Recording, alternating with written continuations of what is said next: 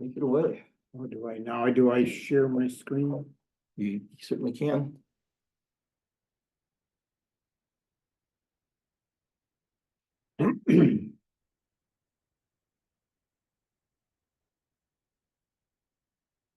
Yep. All right, now. I can't see what everybody else is seeing, can I? Oh, Well, you're sharing your. yeah, whole I'm sharing my, screen. so when I do this, everybody can see that, but. Okay, amateur radio emergency data network is firmware, open source. It's built from OpenWRT. It's intended for amateur radio. It works on about 80 devices, 80 Wi-Fi routers that their chipset will allow the frequency to be moved into the adjacent ham band. There's a ham band that's adjacent to the 900 megahertz Wi-Fi band. License band. Yeah. Well, we share with some of the licenses. We do have some, we share with many licensees, but not the open Part 15 where you don't need a license. We can move up and share frequencies with the, like where the wireless internet service providers might operate. Yeah, we don't see a share screen. Well, that's because he's sharing his Zoom screen. Oh, Is that what you're doing? Yeah. okay, help. Okay. Do you have a control bar at the bottom for Zoom with a share screen button? I have a share entire screen or Linux, Mozilla Firefox, or What are you? I don't know. What are you going to demonstrate? What are you going to show?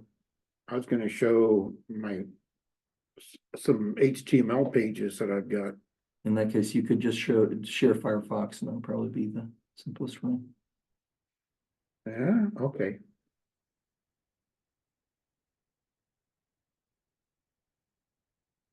What do you, Now it says you've started screen sharing.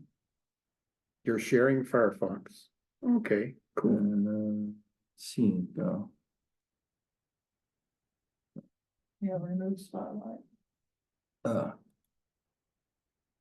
Yep.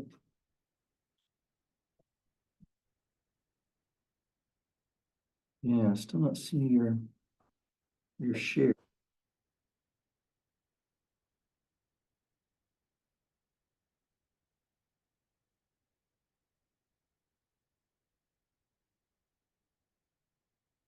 Oh, not that.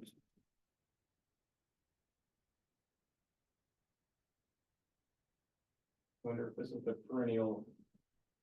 Does Zoom support Wayland? No. Yeah, we're getting, oh, So- now we got your screen. There we go. Which screen you got? I've got, yeah, I got, your whole desktop, but now that, yeah, now we got it. Okay. That's the one I wanted. All right. Okay, so the chipset can be moved into the adjacent ham band, which gives us a lot of clear channels. What we're doing different is most everybody with a Wi-Fi router is trying to cover their house. And we're trying to go about 10 or 20 miles. So we're interested in longer distances and we need clear channels and we need to manage our own channels.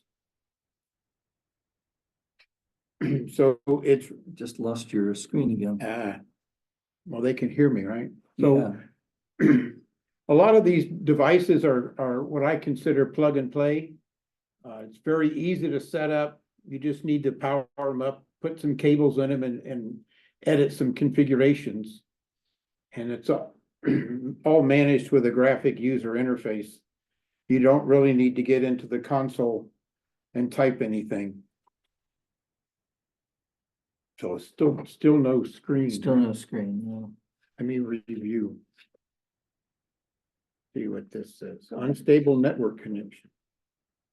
Hmm. So.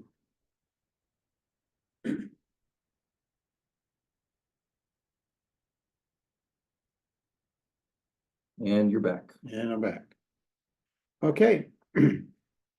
So if you guys want to follow along, you can see the URL up at the top of the screen. So that's on, this is on the internet. I'm gonna, got a couple of pages here that are not gonna be on the internet. But I'll guess I'll be sharing them here. So each AREDN node is a router, and you become like a mini internet service provider, maintaining your own internet or intranet and your own devices, and linking your internet or intranet up with your ham neighbors. The frequencies in use are UHF and SHF, are generally called microwave, and you need line of sight. See what I got here.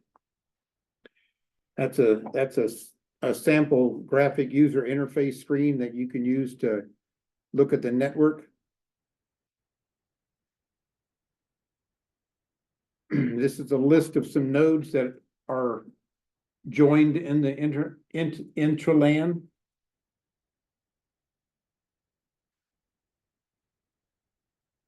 When you say you said intraland or intraland? Intra, yeah, well, it's the LANs are interconnected, like an intranet or an intranet. And it can be on the internet too, but we don't share the internet over our network generally, because we're not allowed to use encrypted communications. So we don't want to carry HTTPS over our network. Interesting. We don't want to, but in the case of emergency, my personal opinion, if it's gonna save somebody's, if there's peril of life or property, the hell with the FCC rules. We're gonna save a life or save a building if we can. So we can Ethernet, the wire connect these devices, and I can probably show you this. This is a, If you you'll have to unshare them, yeah. oh, okay. I do have some stuff for show and tell. So if I go back. Am I unshared? Oh, stop sharing. There we go. Yep. So, I don't know what. Okay, so this guy over here is the camera. Okay. So these devices just plug together with Ethernet cable. This has data and power over the cable. These devices can be up to 100 meters apart, 328 feet. So there's no feed line loss on the transmitter or on the antenna between the transceiver and the antenna, because the transceiver and the antenna are together. They're right here. That radiates against the parabolic reflector. So there's no feed line loss, which is really important at microwave frequencies. That's a big deal for us, because those frequencies are so high, transmit the RF any distance, the cable will be several dollars a foot, at least. Yeah, that RF cable gets expensive, $10 a foot or something, you know.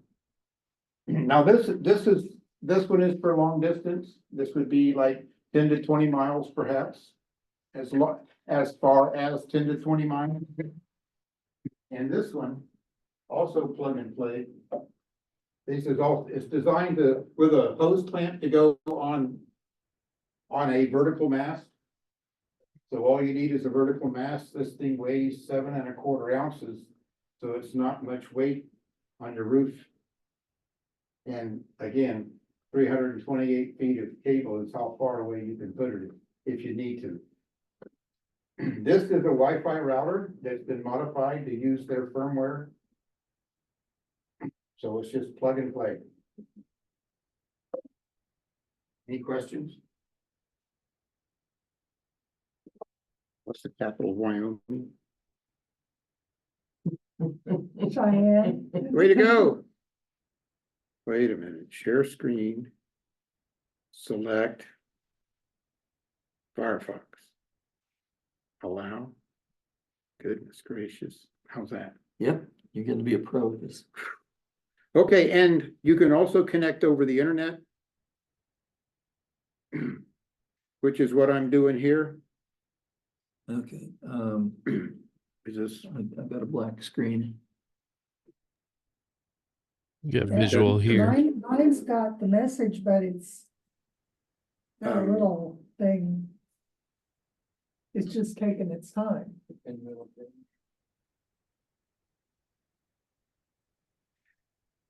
I see it here. Um, I see the HTML page. Oh, you okay, do? Yep. Do you see this image? The local nodes. Yeah, local nodes. Yep. If you can blow that screen up enough and see those icons by the name, there's one that looks like the little Wi-Fi icon. That tells me that it is a radio frequency Yeah, connection. Corey says he's got a black screen just like we do here. Okay, I don't know what that means. Why would some of the attendees see it and not others? That's weird. and the icons that have arrows pointing left and right, that's an internet connection. So let me get back to it. Maybe it doesn't like that. Oh, that's video. Okay. So, so it's the transport, that's. Daniel says his screen is black too, so the screen sharing just isn't working right now. We were just on AREDN, Yeah. all of our problems would be solved. You want to try, We're on this. you want to try unsharing and sharing again? Unsharing, Just sharing, yeah. Oh, okay, Just- sure. see if that helps. New share, oh. Ah. So suddenly we got Sean all over our screen. Yeah, now we got you. Okay. Yep. So why do we build these networks? And it's because we have services that we want to transport over the networks. We have some communications we like to do, and one of them is a chat room. Let's see if this works. Okay, here's the chat room. I particularly like the chat rooms if you're going to have an event and you want to know who did what with which and to whom after the event. When you have a debriefing, look at what you did right, what you did wrong. And if all you did is talk on your radio, as most hams do at some of our events, you're not going to remember what you did. But this way, if you type in a message, it's time-stamped. And if you need more water at water station number 5, or if you need an ambulance somewhere, that's all going to be recorded, and you can go back and see what your response times are. Whoops. And we just lost your sharing. Well, let's just do it again then. Oh, I lost my connection. No. And you're still up there on the screen. Yep. I'm here somewhere. Yeah, he's up on our screen. He's not on his. All right.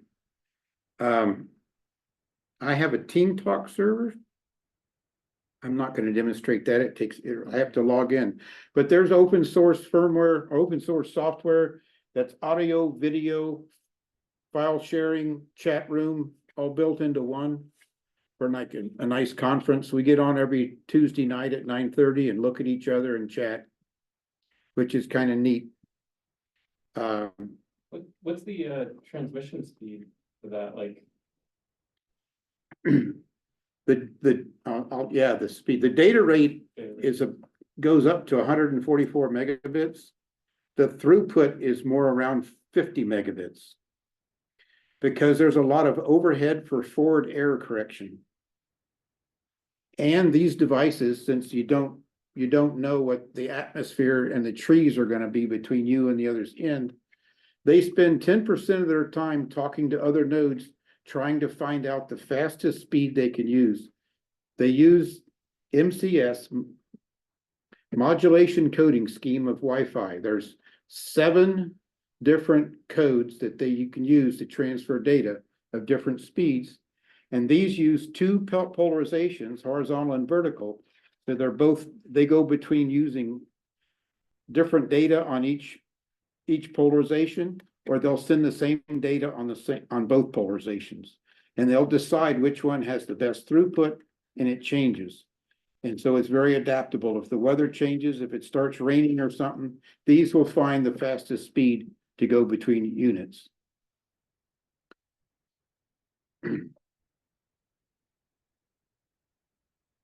Yeah, that's good. Oh, look. So I've got some cameras at the house. Is this, You're not sharing it. I'm not sharing again. Yeah.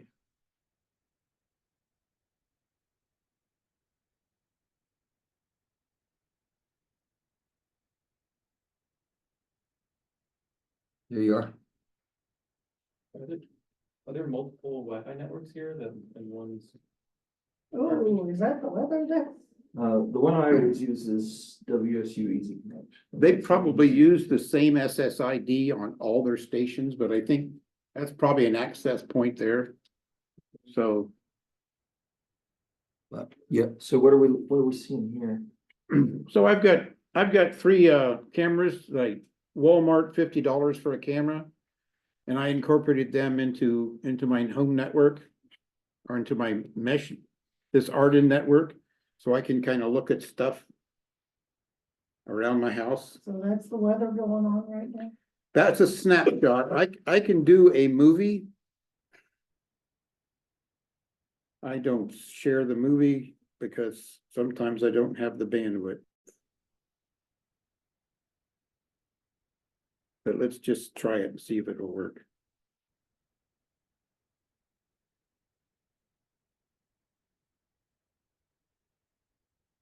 Super secret password.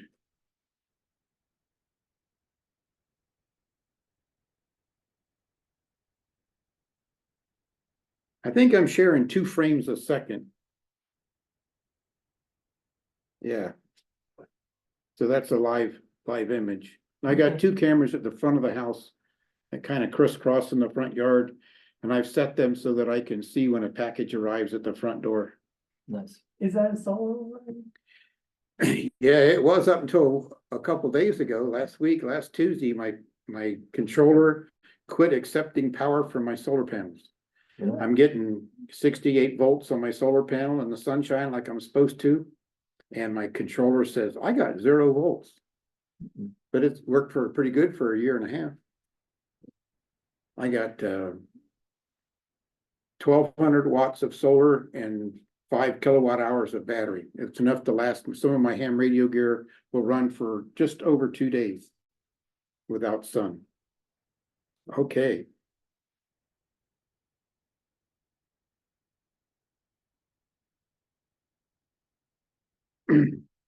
I demonstrated my VoIP here a little bit earlier and I called Gary's phone over my network.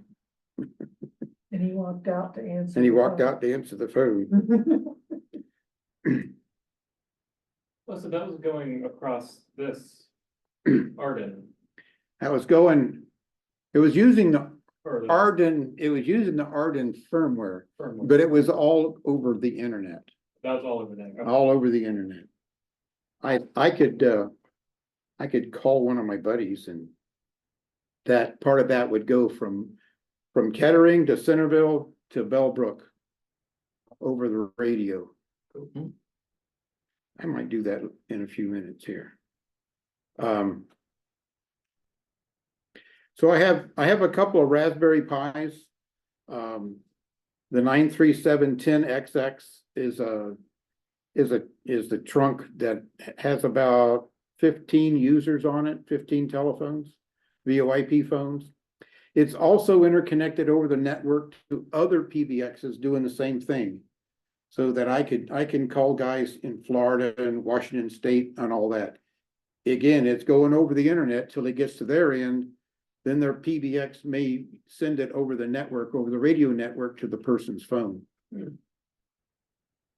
So we've got PBXs around the world. I can like call guys in Indonesia or something. But if the internet were down, you'd be limited to your local. Right. If the internet's down, there's only about 10 phones I can call. Problem is that Wi-Fi frequency doesn't travel very far. Even if you have a lot of power, which you're not allowed to have, but if you have, someone has a lot more power, it still won't go very far. Pretty much fine. So There's there's two problems. Wi-Fi or microwaves don't go very far before they're absorbed in the atmosphere. And another thing is the response time. When you send out a data packet, same thing over wire. That's why you can only have 100 meters of Ethernet cable. If it goes 100 meters through the wire, the other end's expecting an acknowledgement before the echo comes back and it says, oh, you must have missed my transmission. I'm going to send it again. So it sends it again and again, and it says, oh, I tried too many times. I'm turning the circuit off. So we can go a maximum of about 50 miles between nodes. We do that by slowing down the data rate. Typically, it's 20 megabits is the normal or average, whatever it is, what people use. We can go to 10, but yeah, 20 megabits bandwidth, megahertz bandwidth is about 13 miles. 10 megahertz is about 50 miles, and 5 megahertz bandwidth is about 50 miles. So depending on how far you go, you have to slow down your data rate.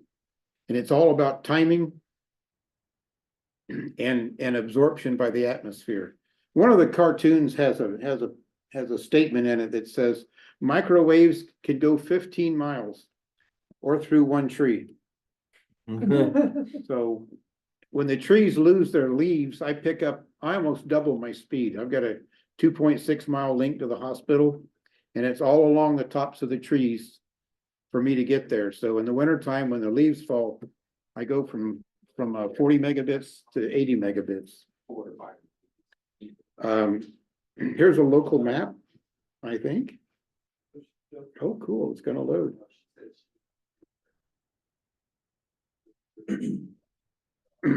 Now, people can see me. I can just wave the mouse on that, right? People can't see you. Yeah, you can wave mouse. There you go. There's my house in Kettering. Uh-huh. And all of those lines except one are internet. This line right here is the RF connection. It's 2.6 miles. It goes to Miami Valley Hospital South. They let me get on their roof, and I have 7 nodes on top of their roof pointing different directions. And a couple of them here. One goes to Tim over in Bellbrook. This one goes to a ham in Xenia that's a mile north of the fairgrounds. And then I have a couple of radios pointing back to the fairgrounds, and I've got 2 radios at the fairgrounds, one pointing at him and one pointing at the building that we're usually in at Hamvention. How high is that roof? It's 110 feet to the roof, and we got a couple of 10-foot masts, so the antennas are at 120 feet. Up here at Huber Heights, we're the Dayton Amateur Radio Association. It's there to about 130 feet. There's a structure up there at 125, and we're about 5 feet on top of it. Well above the trees. Well above the trees, and that link is smoking. It's 13.5 miles, and I occasionally get 144 megabits, which is as fast as it'll go. Now, is the curvature of the Earth the thing that's causing a lot of, like, do you get to prove that the Earth is a round or a sphere? Yes, there's a tool, a free tool on the internet, Path Profiler, that we can plug in the longitude and latitude and antenna elevation of the 2 points, and it'll show us the Earth in between. And you can see as you go out to 50 miles, you'll start to see it curve. You'll see the curvature of the Earth, and it shows the Fresnel zone. The radio waves actually travel along what would look like a football that you would stretch out. So that all the signals are kind of inside that envelope, and it'll show that envelope of where the signals will be.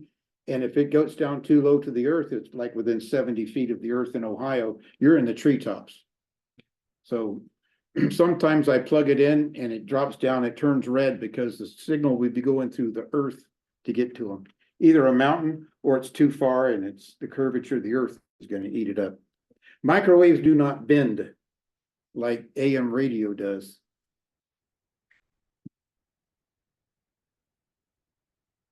About where's that cutoff there between between where the, what frequencies tend to bend versus which ones don't? It's a gradual curve. You want to let Sean ask this question? Oh, yeah, Sean has a Sean question. online has. Yep. Yeah, thank you. A question on the I guess the antennas, are they typically like a directional, or is there any like omnidirectional? Like it seems like it's mostly point to point applications, right? Yes, this is a directional antenna. Can they see this? Yep. Yeah, there we go. The pointer. This has about a 10-degree pattern. Between 10 degrees, as you go beyond 10 degrees, the power goes down by 1/2 approximately. So you have to get pretty accurate. And it also gives you a lot of gain. This gives about 24 dB gain, which makes the signal approximately 200 times more powerful. I have a larger dish that makes it 500 times more powerful. What's the maximum that you're legally allowed to have? Or maybe I should. It's not a matter of, We are limited right now. We are limited by exposure. One of my dishes, the larger size of this dish, and the old model has 28 dBm, which is about 615 milliwatts. Once I put that on the dish, you're not supposed to be within 28 inches of the dish. So I always mount this up 10 feet in the air. So that's the exposure guidelines from the FCC. Well, our power level is 1500 watts, but you're not gonna get that on microwave. No way. I can't afford that or the feed line to carry it. Okay. I was at a ham fest in Fort Wayne. There's some guys in Fort Wayne getting on. So I went up there and did a talk. We get some lines. Here's some, so all of these lines. Are you, You're not- did you you're mean to not share? showing on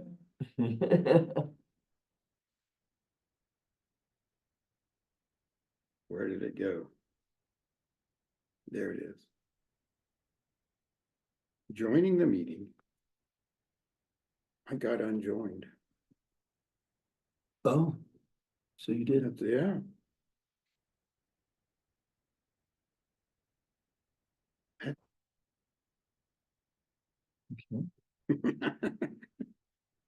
Now you're in. So, oh, it looks like it. Okay. I don't need audio, but I need video. Join audio by computer. Allow. Oh, well. Oh, good.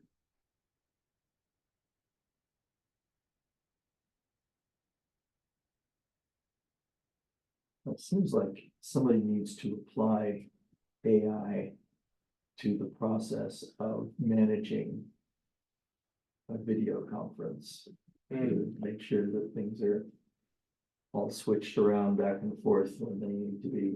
Yeah, Okay. that's not a job anyone really wants. That's not a job a human wants. Yeah, no, it's too labor intensive right now.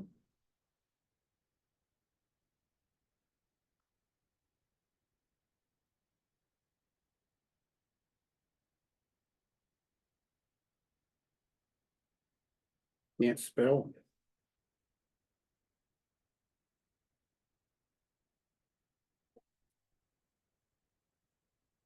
Index isn't spelled.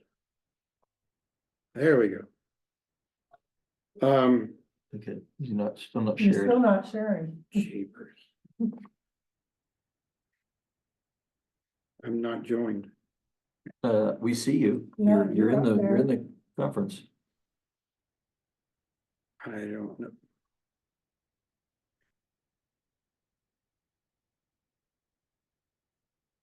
I don't have the screen up. Oh, wait, I have to, You have to- no, anybody should be allowed to. Yeah, looks. Oh. You just, there's another Chuck now. Is there two Chucks? There's two Yeah. Chucks. Oh, cool. Start video. Okay.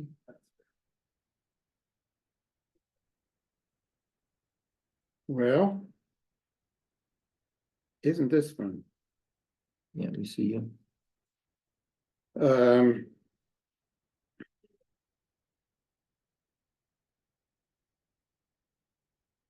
It showed my power backup status. It doesn't work anymore. It broke.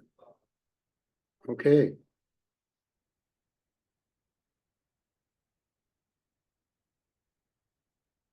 So we've got your picture, but not your screen. Got my, Great. Yep. what am I missing? Not sharing? You need to share. Yeah. You need to share. There we go. And Sharing is caring. we got you. Participants can now see your screen. Okay. I'm gonna show this one just to brag. Up until about 6 months ago, we had a map that you could put your node on a map. You had to have a node and you could click a box on it, put in your longitude and latitude to prove that you actually had a node with the AREDN firmware on it. You actually did exist. So that ran for about 7 years and people kind of came and went. So that was a lot of people around the world that at one time during a 7-year period had an active AREDN device on the air. That has been superseded now, and now we have a live world map. And these are the stations that have been on the air in the last 6 hours. And it's gonna take a while to load, I think. Yeah, I was playing around with it and it was really slow. This usually crashes my Firefox if I try to zoom in or scroll or anything. What's a super node, Chuck? What's a super node, Chuck? I like that. Okay, a super node, all these nodes, when we started off, they just, if they link to another station, they link in their routing tables or DNS server picks up all of those nodes and all of their services.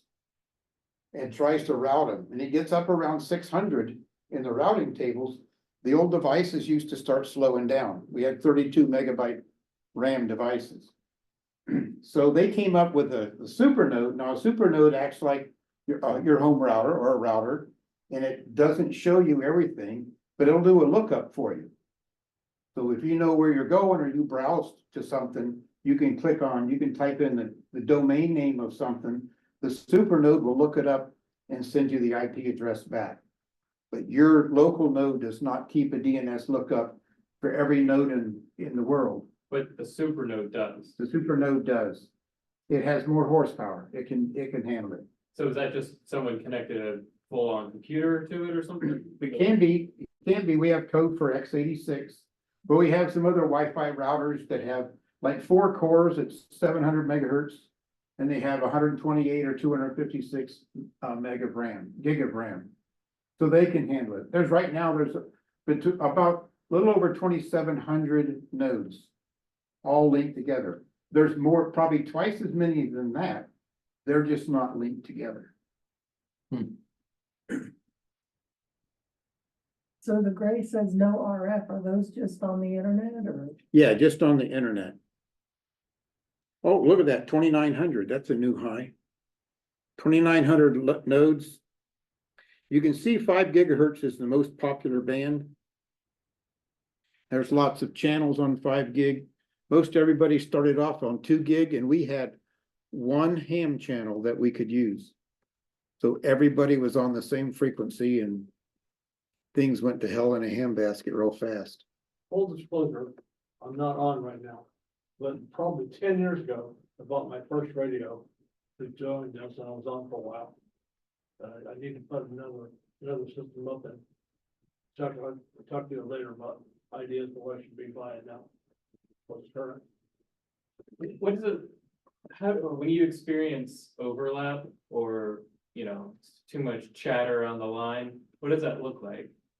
How does that present itself? Just slow? Well, some of it you can't see. When you're. Yeah, you can do a Wi-Fi scan. And sometimes we operate it, instead of 20 megahertz bandwidth, we operate at 10. So when we do a Wi-Fi scan, it only shows other 10s. It doesn't show the 20 megahertz stations. That we do have an application that you can add that'll do a waterfall. And you can scan the whole band and it'll show you the signals. You'll see them, they're all 20 megahertz wide. And you can try to pick one of the channels that's lower in signal strength. Typically, I try a whole bunch of channels and find a pair that works, or a channel that works real good. Locally here in Southwest Ohio, all of our links are point to point. We do not have any mesh links or any point to multi-point links. It's extremely popular in California when they put a downlink on top of a mountain, that there's a whole bunch of people in the valley that are the multiple points. And the firmware has a way to manage that somewhat. Okay, so you mean, so in Southwest Ohio, there's only like, each point only has two other, two. Okay, yeah, every one of them is a point-to-point link. So to get a switch, a multi-port switch, you'll hook up multiple devices to the same router. And they'll all be on different frequencies and they'll point in different directions. And that's what they're doing in California a lot, like on top of a mountain. Well, they do it on top of a mountain. They'll go from mountaintop to mountaintop on one frequency. And then they'll have a sector antenna, maybe 60 to 100 degrees wide beam width. And it's tilted and it points down into the valley. And it's on a different frequency than the mountaintop to mountaintop channels. We have about 30 channels that we can use. Some of them are shared with Part 15 devices, and I have not had a problem operating on the same channels that you guys use in your home, because yours are on the desktop is about as high as your nodes ever get, and you're surrounded by trees in Ohio. Your signal just does not go more than a quarter mile. And when I'm up at 50 feet in the air looking out, I only see my neighbors. I only see 5 or 6 Wi-Fi devices when I look. The trees eat up all the rest of them. I get really good results using the open channels that everybody's on.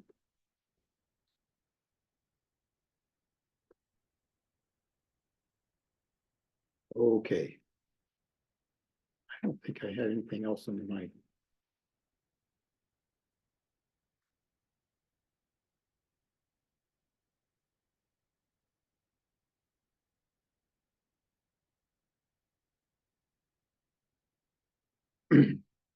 This was we got WinLink. Hams know what WinLink is. It's a messaging service that is on the radio locally, but immediately goes to the internet to a central server. And it does email, like email. Who runs it? Who maintains that web server? Winlink.org. A 501c3 corporation. Oh, this isn't gonna load.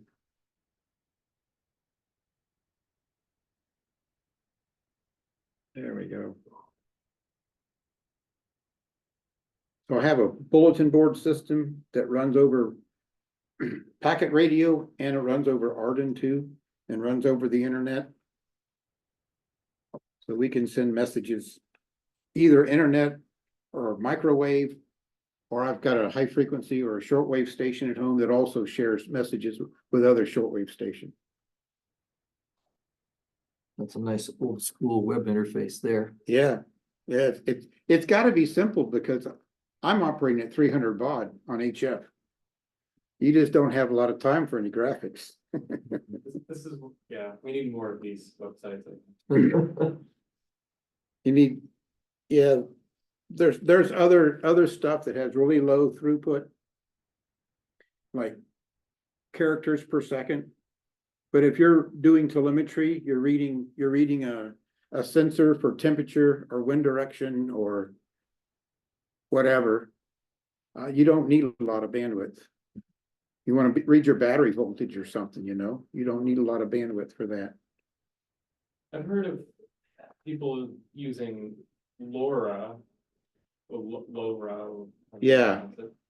Is that something similar? Or is that probably a different band and Different. We share a band. Some of that works at 433 megahertz. We don't have anything there because there's not enough bandwidth to get any throughput. They can get about 50 kilobytes at maximum. And that's if they're and they don't have channel selection. I think they only come with one channel. So it's okay if you don't need, it won't handle an audio channel. My PBX can probably handle 20 simultaneous voice conversations. So here's some devices that are typical for indoors if you are getting started. And they run from $50 to about $120, depending on how fast they are, how much memory they have. Would any of these be the super node? Like the, Yes, the AC2 and the AC3 up here. These two devices. Just lost your, Bingy. Let's see here, Bingy. Trying to reconnect, it says. Hmm. We're gonna end up with 3 Chucks now. I got rid of the one. Oh, did you? Okay. Terminated with extreme Terminated. prejudice. you can't say he's in the room with us. Okay, I'm gonna You're back. turn a little bit of microphone on. Keep it. Allow. Oh. It's muted. Okay, am I? Just reshare your screen. Oh, I didn't share a screen. Yep.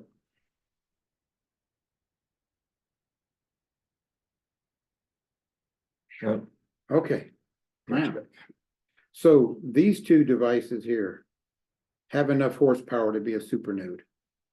I have an AC2 that's a super node at home, and I started adding tunnels around the United States and the world, and it got kind of busy. So I got a little x86 little mini computer, and I loaded the super node software on it. And it just runs circles around the little routers. I need to move everything over to that x86 node. Does, good candidate for Pi to be a, There's no code, there's no code for the ARM processor. I just did that. I just put Proxmox on a Raspberry Pi 5. And then I went to looking for the ARM 64 code, and they don't have it. What's the processor in those little routers then? Not It's on- some ARM device. There's 4 cores at 700 megahertz. Did I lose my? Just lost Yeah. you. Yeah. Just sharing. You must be on a different Wi-Fi network, or. Cause it seems like Grant's is fine. Yeah. Yeah, it's- I don't know. mine's similar. I wonder where they take the You're bill back. from. Okay, so this device here on the top left is, I brought 2 of them with me. That's this device here. And it runs about $50-$60. It's good enough if you don't have a big network. If you get up around 100 nodes, it's probably gonna start slowing down a little bit. And you'd need one with a little more horsepower. I don't like to spend over $100 for a router, because I was able to get a laptop for $99 and put the x86 code on it. And that's gonna run circles around.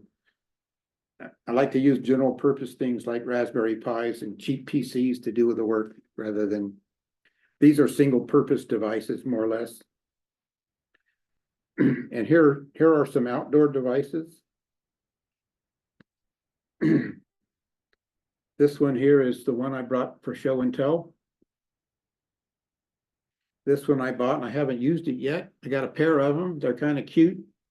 I think they were about $80. This one was about $80. This one is the cat's pajamas. I just love this thing here. This is just like, they're so small and light. You can mount a whole bunch of these on a mast and point them all different directions and have a multi-port switch. And everything, it's really, really fast. They're about $60. What a deal.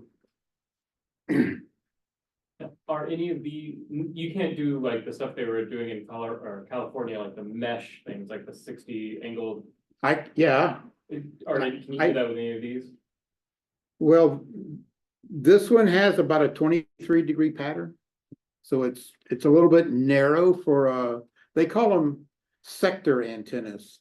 And they come in 60, 90, 120, and 80. Most common are 60, 90, and 120. So you put three of the 120s up all on different channels, and you can just cover everything. You don't usually find omnidirectional users. There's usually a few users out there, and you can point one antenna and pick up all but one of them. So you don't really need an omni antenna or omni coverage yet, especially in California when they're on a mountain and looking down in the valley. Everybody's just down there within 30 degrees, more or less. But those are so cheap. And you had 6 users, you could put one of those and point it at every user. I put at the roof location at the hospital, I have a couple of those, and I tell the people that want to get in, I says, I'm gonna put that up there, but I want you to buy more horsepower at your end. Because once you get that up on the roof and it's pointed, it can be a week or a month before you get to change the direction it's pointing. I need a broad antenna when you got a really high location.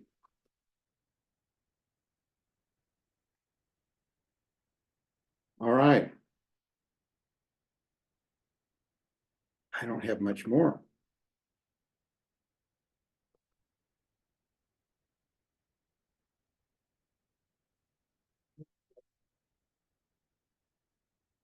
Okay, I like all those little lines. I think if I click on the line, it tells me what's on each end of the circuit.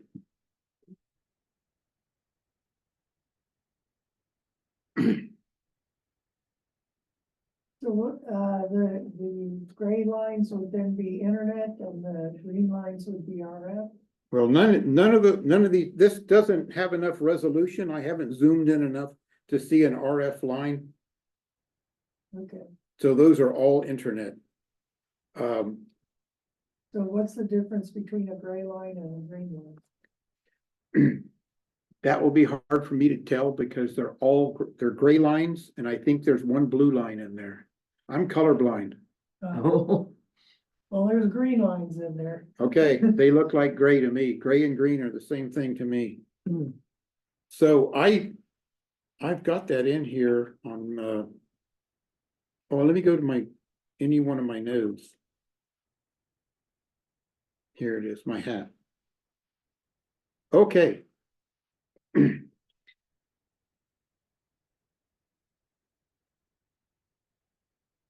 I gotta get root access, admin access. So click over here, somewhere over here.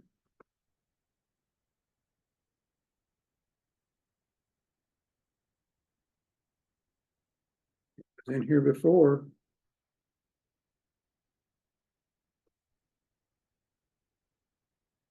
There it is. Nope, that's not it. There's hot spots on the screen here. Okay, The 110 of Zulu. time. Nope, I don't want that. Somewhere in here. Here we go. There's themes. And I can choose a different theme. So the guy that was writing the code for this, I says, look, those are lovely screens, but I don't have a clue what a red, brown, green, or gray line is. I can see yellow and blue real good, so I sent him some there's a website or other web pages that tell you for Deuteronomic or whatever it is, red, green, colorblind people, Uh-huh. they have suggested colors that you could use on your website. Yeah. That'll help. But people with normal color vision, they make this beautiful web page and I can't see the shit on that web page. I can't see the lines. I wonder if they have a viewer out there that will pull up the site and showing you how it looks to a colorblind. Yeah, person. yeah, I'm pretty sure they do, but it doesn't do me any good because it looks like that Looks already to me. I think I'd be interested in Yeah, I would too. checking that out. So I thought it was pretty cool that, I never really think about color blindness. As a web developer, I think a little bit about visually impaired people or. yeah, talking screens and And magnifying glasses. You can use your mouse to be a magnifying glass on the screen or something. Yeah, cause you Yeah. never see like in the Linux settings for, like accessibility, you never see anything for color, like color correction. So, Interesting.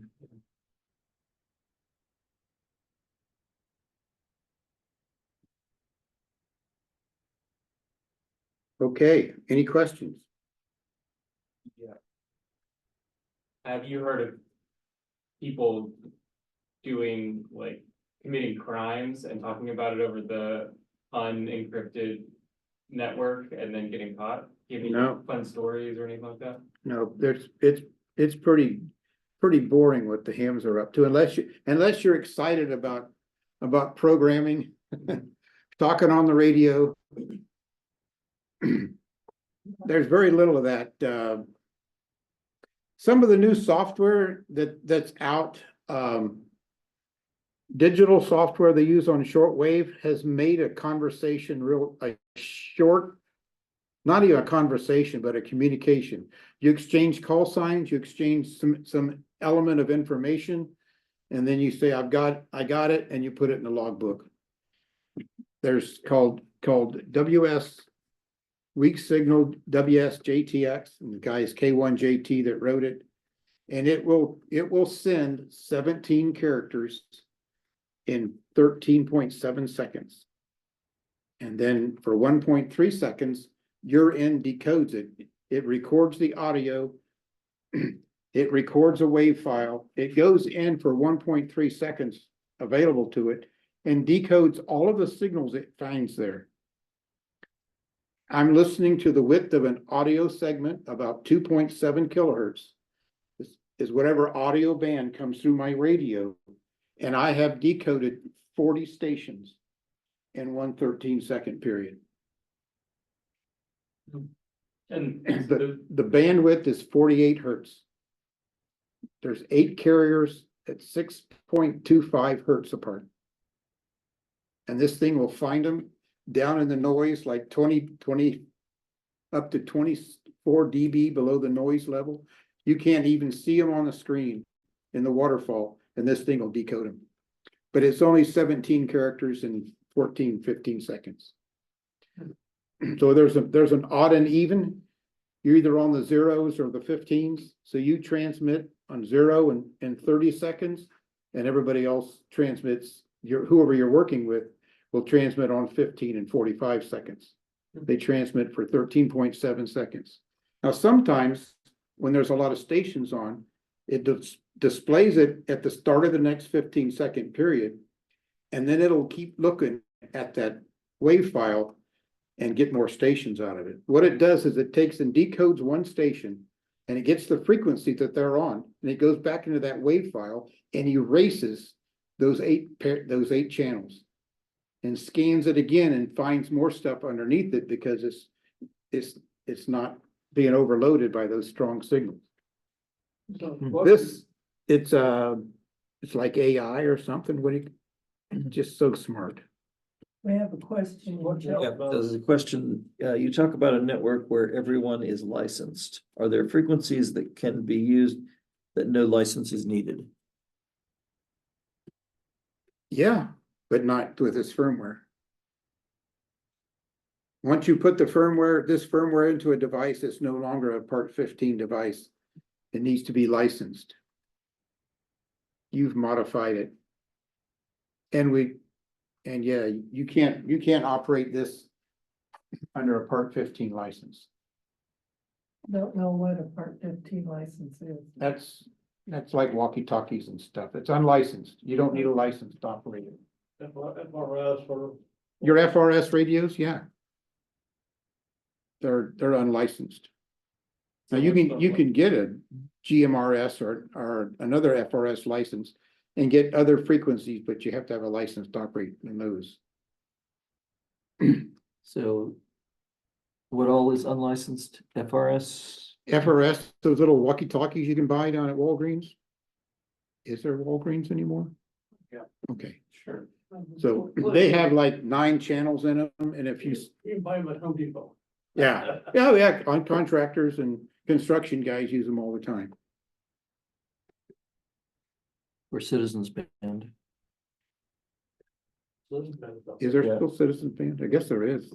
What's the maker? Yeah. What is that? What is citizen? Breaker, good buddy. Oh, like the semis? Truckers. Truckers? Yeah, truckers. The walkie-talkies used to be on CD Yeah. as well. 40 channels at 27 megahertz. Yeah. Oh, that's what CD is. Yeah. Citizen band. Citizen band. Incredible. Yeah, Part When I 95. was a kid, my dad was really into CB and he had a base station. We had stations in each vehicle. And so if you needed somebody was out driving, you needed to contact them, since cell phones didn't exist. You could call them and say, hey, go, pick up some milk on the way home or whatever. Oh, cool. How far was that? How far did that go? Not really sure. It seemed to be. Line of sight. Everything's line of sight. My 100-watt shortwave station would be a very strong signal on the moon if you had an antenna there to pick it up. On the Earth, it's different. Well, he was talking about the propagation of waves as they hug the Earth. As you go lower in frequency, they'll as you go even lower in frequency, like where the submarines operate around 100 kilohertz, it goes through water. Water is transparent to radio waves at that low frequency. As you go up in frequency, water becomes pretty good absorber. Like your microwave runs at about 1.9 gigahertz, and it does a great job of warming the water molecules in your food. It won't heat dry food. Probably nobody listens much to AM radio anymore, but if you listen to AM radio on a trip and you go over a mountain, the AM signal disappears until you get down in the valley on the other side of the mountain, and then it'll come back again. Because that signal will bend and hug the Earth. It'll follow the Earth. As you go up in frequency, it doesn't bend as much, but it still bends even up into 440 megahertz. Some. It'll also bend as it goes around the moon. Stars and black holes, they've used that. Gravity will make it bend.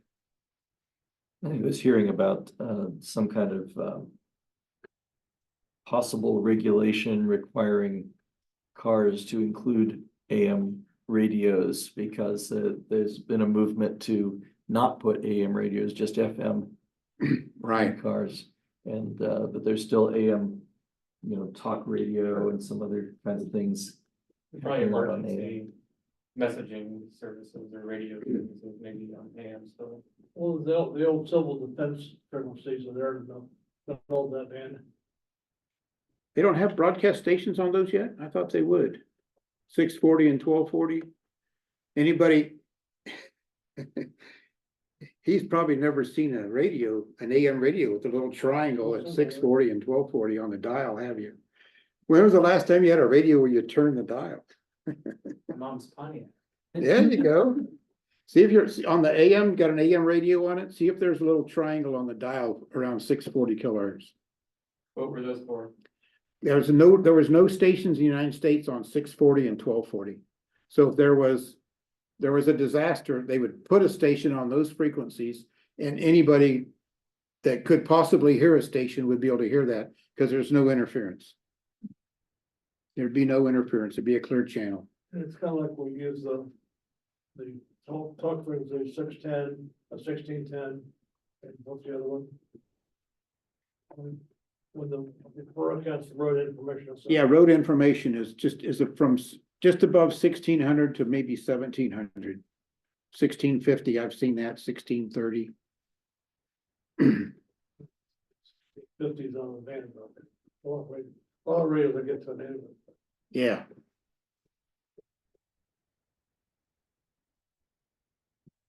All right, wow. And you also have 700 WLW, the flamethrower, 50,000 watts at night.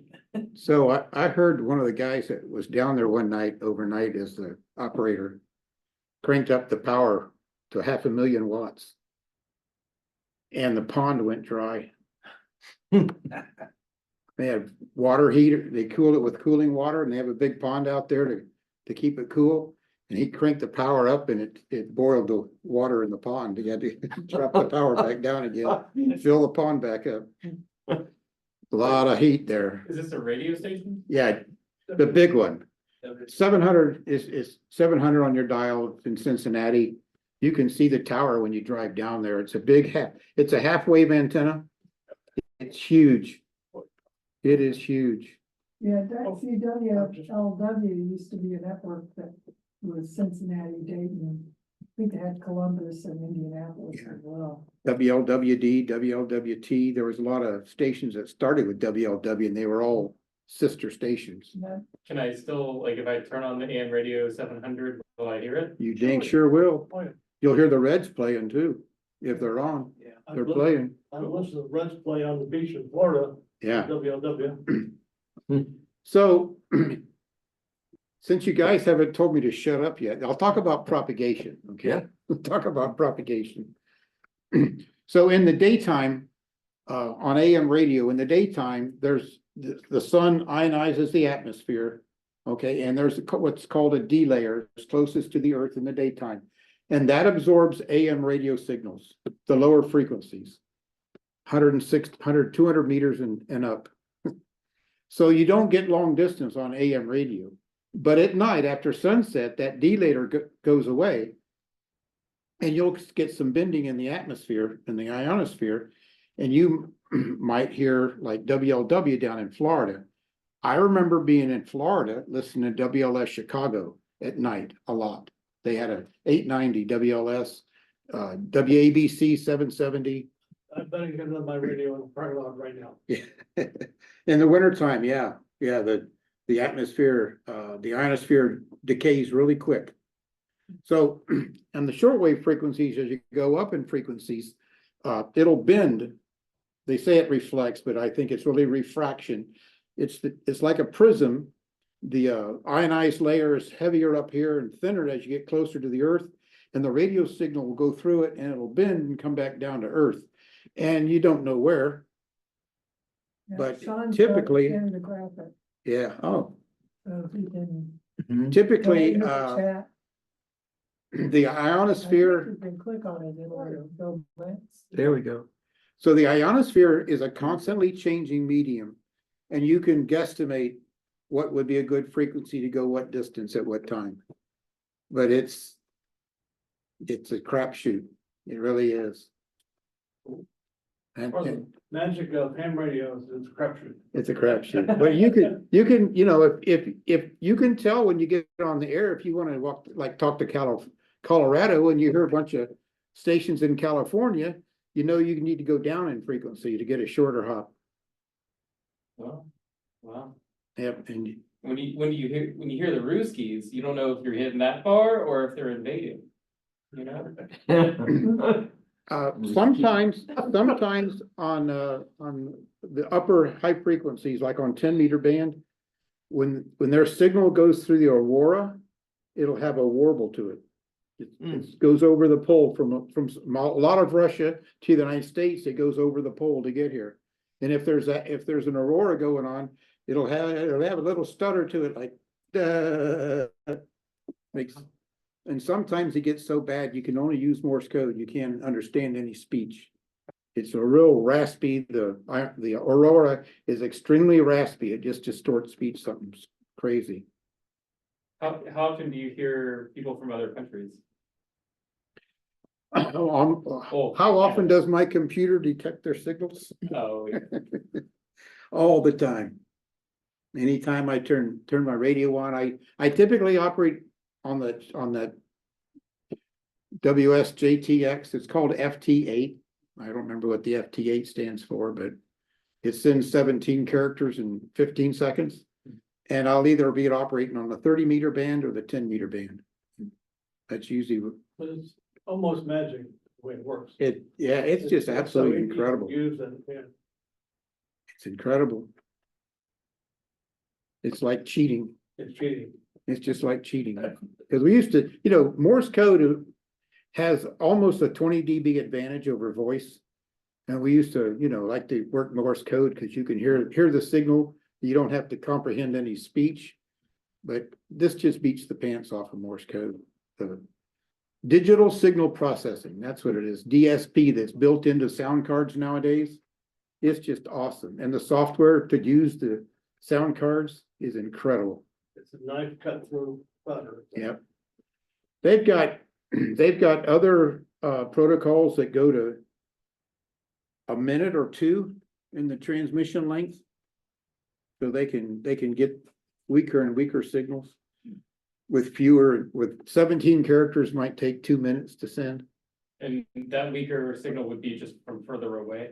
Yeah, further away or lower power or worse band conditions. A lot of this is a 1 watt, right?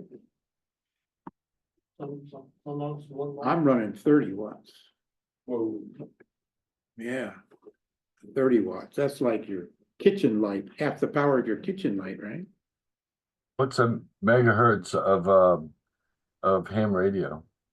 Is it 2.4? You're talking about Wi-Fi is 2.4 gigahertz. I That would mean, be 2,400 megahertz. What's it for ham radio? They have multiple different bands. We have lots of little bitty segments throughout the shortwave and VHF, UHF, SHF, and we can operate any frequency you want above 275 gigahertz. I don't know what you can get to oscillate that high, but by golly, if you can, we're allowed to use it. It's the Wild West, well, up there. Wild West. If you can get power out, RF out of a device at that frequency, more power to you. What frequency was it again? 275 gigahertz. You can buy 60 gigahertz devices now. They're expensive. 10 gigahertz. Those the guys were spending like $600 for 10 gigahertz devices. But you can buy 60 gigahertz devices off the shelf. They're not real cheap, and they're good for up to 1.5 kilometers. but there's a relationship between ham radios and FPV video transmission, which is first person view. It's like drone video, and FPV, they use 5.8 gigahertz, they use 900 megahertz, they use 1.2 gigahertz, 1.3 gigahertz, 2.4, 3.3. I'm in the 5.8 gig band. Yeah, so I have about 20 nodes up there. so FCC must allocate for drone video at a lower range, where ham radio starts at a higher range. No, they're shared frequencies. But my signal I'm typically transmitting is 20 megahertz wide. The signal they're transmitting is going to be much narrower. And my signal might just look like a little background noise to them that would not affect their control of a drone. Well, And I'm thinking more of the video than the transmitter. Okay, but it doesn't matter what modulation you're using. It's the frequency frequency and bandwidth that makes the difference. Okay. I know some devices requires requires a ham radio license to use when it comes to transmitting video on a drone or airplane, Oh, a radio control airplane. I knew that there was some relationship between the two at one point in time. Probably you could use the ham band that's 420 to 450 megahertz would be suitable for some narrow bandwidth television. Cause you know, they used to have broadcast television at 60 megahertz. Channel 2. 54 to 60 megahertz.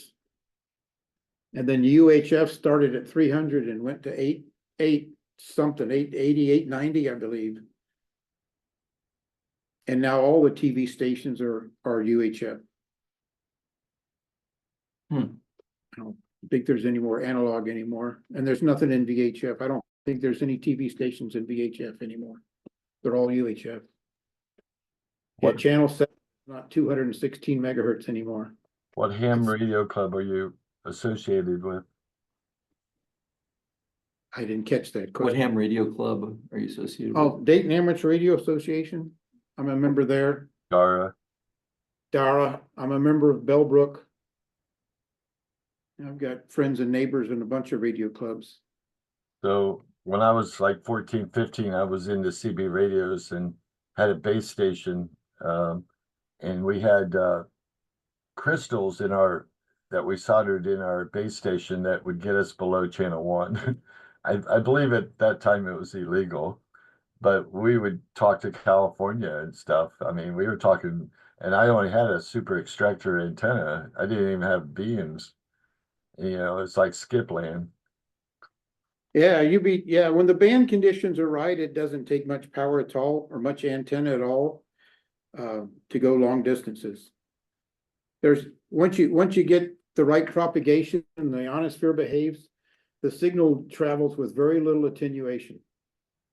Yeah, I was in 8th, 9th grade, and I had a friend that said, "Hey, order these crystals from this magazine, and I'll show you how to solder them in your radio." And we got 23 channels below 1 and 23 channels above 23. That was before the 40 channels were out. Yeah, 40 channels help get everybody off of channel 19. You're not too big of an aggravation that FCC won't push you too hard. Yeah, well, they got to get a marshal to come after you anyway. If you've messed up bad enough, there'll be a marshal knocking at your door and they'll just take everything. And drag your ass to jail or something. But you have to do something criminal. I'm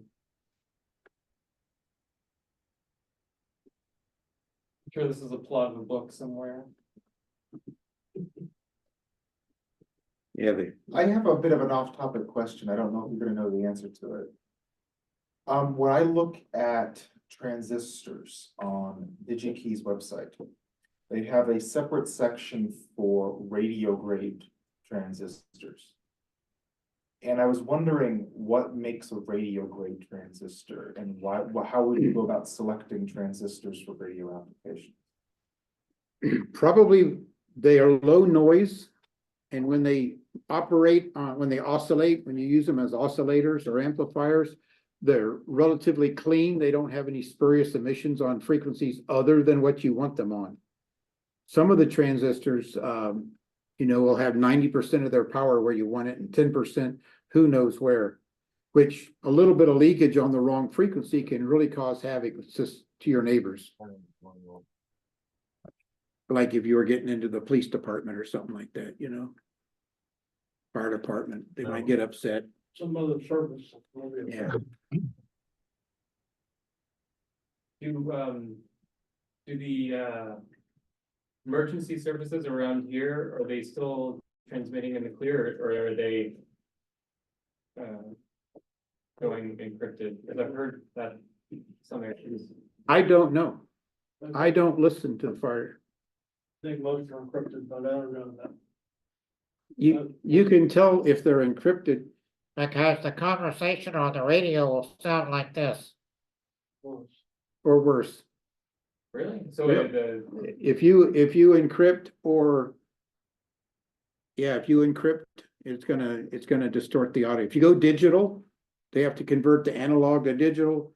transmit the digital, then convert it back to analog again, and you might lose a lot of fidelity. But if they're encrypting, how do you hear anything? You have to have a radio that, you have to be standing next to the cop that's using one. Oh, okay, okay. Yeah. I thought, okay. You can just. I noticed some time ago on TV when they have the cop shows on TV or whatever, and you'll hear the conversation in the background over the radio.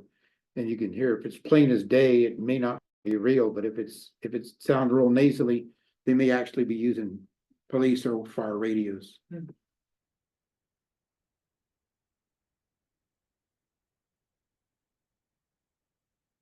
They're just taking a whole bunch of frequencies that are not common voice and just cutting them out before they encode it to digital to save bandwidth. They're reducing the bandwidth. They've got channels that would normally be 25 kilohertz bandwidth channels. And they've cut them down to 12.5, and now there's some that's 6.25. So I don't, it's magic. You know, they can do magic with digital signal processing and a processor. I mean, look at your cell phone. That thing's got one hell of a processor in it.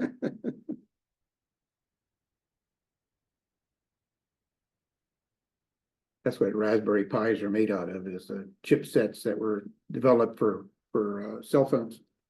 Low power, high processing, cheap because they make millions of them, billions of them or something, you know. So the chipset's real cheap.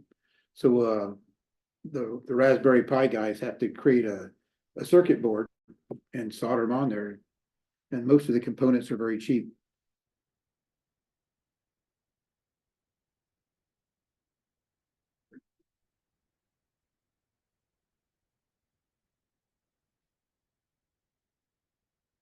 Lot of questions?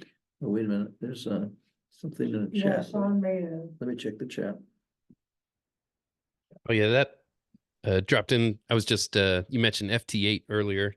I'm doing similar here with the Raspberry Pi as well, kind of decoding FT8 currently.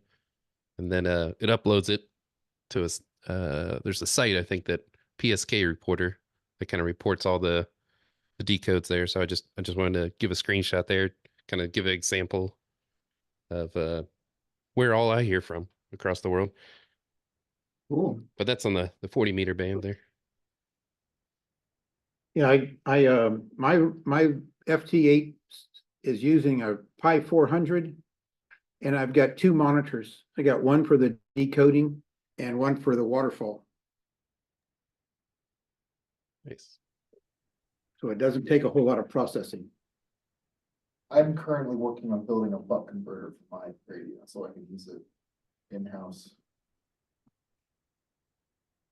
Gotta push those amps. I got a Hey, question. Oh, sorry. Have you used OpenWRT at all? Are you familiar with that one? Nope. It's a pretty neat one too. It'll allow you to do like a waterfall essentially with it, but then you know, it can do some of the decode of the different modes as well. Get a screenshot here. Is this a piece of software or hardware? Yeah, I think it's software. Yep. Yeah, it's meant for software defined radios. Most everything is expecting to find what looks like a sound card. Both of my HF radios that I use, they have built-in sound cards. And so whatever software I get on the computer, I just run a USB cable over to the radio and the magic happens.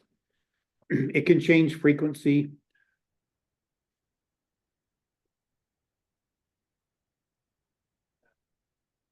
I think I got one of those like cheap software defined radios from one of the ham radio booths at like a maker fair one year.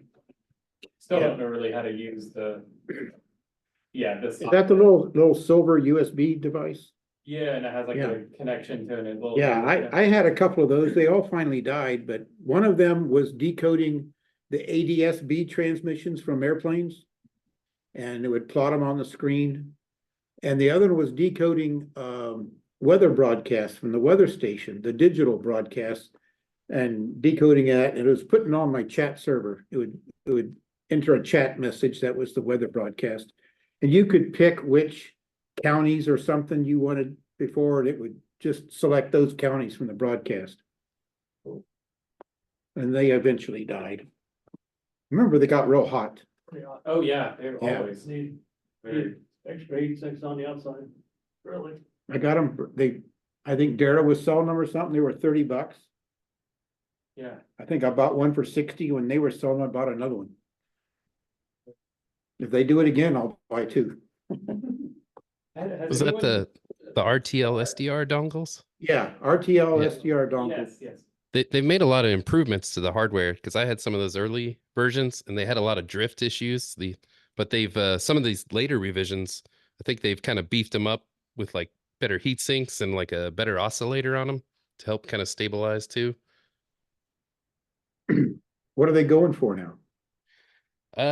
Yeah, some of those beefier models, I think that there's a, let's see, there's a vendor, I think they sell them directly on eBay or something like that. But it's like $30. Oh, But that's I can with the afford that. improved. Yeah. I'm getting ready to buy a bunch of them and hook them up to multiple pies. Because at that point, you can have multiple of them on like I have a multi-band antenna, so they can all just be receiving from the same antenna, just with like an RF splitter. Yep. So it's pretty neat, especially for how cheap they are. Yeah, I've got a USB hat on one of my Raspberries. I can plug about 6 different USB things into it. But I don't know if it can source the power to operate 6 radios. Yeah, If you see smoke coming Oh. off of it, that's. Yeah, The this- the answer no. The magic smoke. this AREDN code is a derivative of DDWRT or WRT dot whatever it is, WRT, OpenWRT.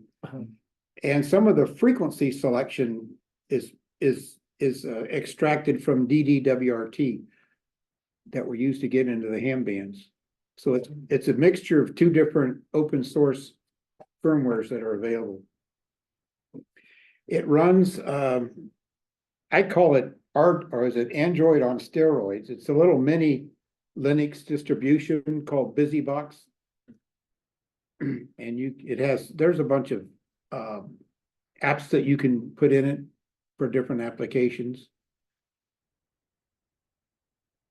Somebody put asterisk on something like this. I have not been able to do it. Here's some more little devices that are about $30. Hold them up to the Hold them up over here. camera, yeah. Little higher, yeah. There. There we go, there it is. Yeah, Now back off a little bit. No, what Oh, is there you that? go. So anyhow, these were about $30.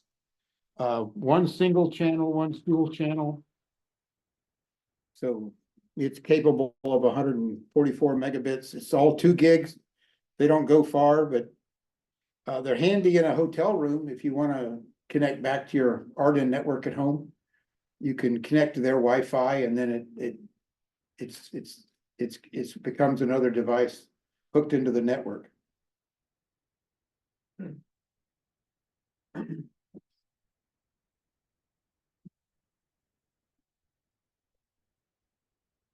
Now they do serve cake and ice cream at where we're going, right? Where do you go? You guys go to Milano's? Milano's, Is yeah. it your birthday? Nope, but I've already eaten dinner. Now I'm ready for. We Oh. got cheesecake. That'll work. Yeah, that's right. They got cheesecake there. Or just beer, Okay, Either one. I don't do beer anymore. Oh, okay.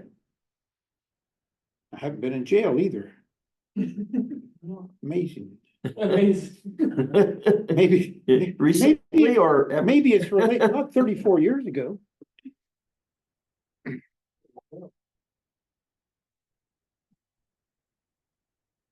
Has anyone given a talk about that SDL or software defined radio waterfall software, the like how to. Cause I would love to learn more about that if someone was knowledgeable. I know there's a waterfall app that I can add onto these devices. Mhm. And it'll look at the Wi-Fi band. It was included in one of the releases a year or two ago. It was neat, it was pretty. But it wasn't that meaningful. Well, yeah, I was just referring to like cause I have that software defined radio, but I really don't know what to do with it, cause I'm not a electrical engineer. So a lot of the stuff is, doesn't mean anything to me. You've got a forum on the website for those types of questions, don't you? No. Okay, sounds like we're I'm done with I'm the. thin, yeah. Yeah, thin. so thank you very much, Chuck. That was cool. Well, thank you.